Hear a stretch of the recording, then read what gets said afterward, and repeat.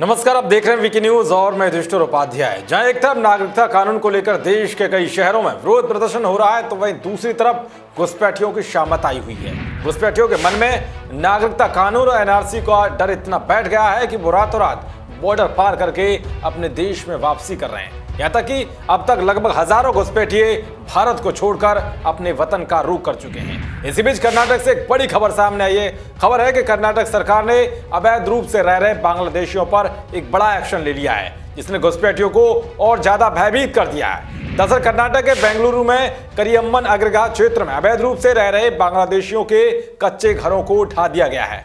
बताया जा रहा है कि कर्नाटक सरकार की ओर से 18 जनवरी को यह कार्रवाई की गई थी। इस इलाके में बड़ी संख्या में अवैध रूप से बांग्लादेशी रह रहे थे। उन्होंने अस्थायी रूप से कच्चे घरों का निर्माण भी कर लिया था। इनके घरों को हटाने से पहले इलाके में बिजली और पानी की सप्लाई बंद कर दी गई थी। तो वह बेंगलुरु में करीब 200 कच्चे मकान तोड़ने पर बृहद बेंगलुरु महानगर पालिका के मेयर ने कहा है कि बीबीएमपी के अधिकारियों ने तोड़फोड़ का आदेश नहीं दिया था। बीबीएमपी के एक असिस्टेंट एग्जीक्यूटिव इंजीनियर के आदेश पर यह कार्रवाई हुई है। उन्होंने कहा है कि हमें नहीं पता कि किसने किया, कमिश्नर स्तर पर इस मामले की जांच होगी।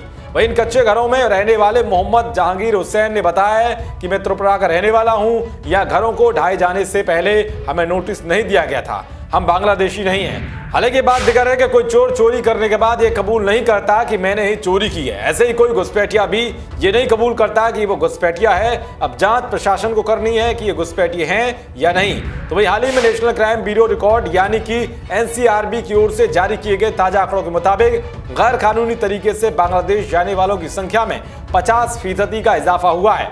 कहा जा रहा है कि बॉर्डर पार करने वालों की संख्या में ये इजाफा असम में नेशनल रजिस्टर ऑफ सिटीजनशिप यानी कि एनआरसी की दूसरी लिस्ट आने के बाद हुआ है। इसके अलावा ऐसे सैकड़ों लोगों के बारे में पता चला है जो भारत से वापस बांग्लादेश में घुसने का प्रयास कर रहे थे, जिन्हें बांग्लादेश बॉर्डर गार्ड्स ने अपनी सीमा पर पकड़ लिया था।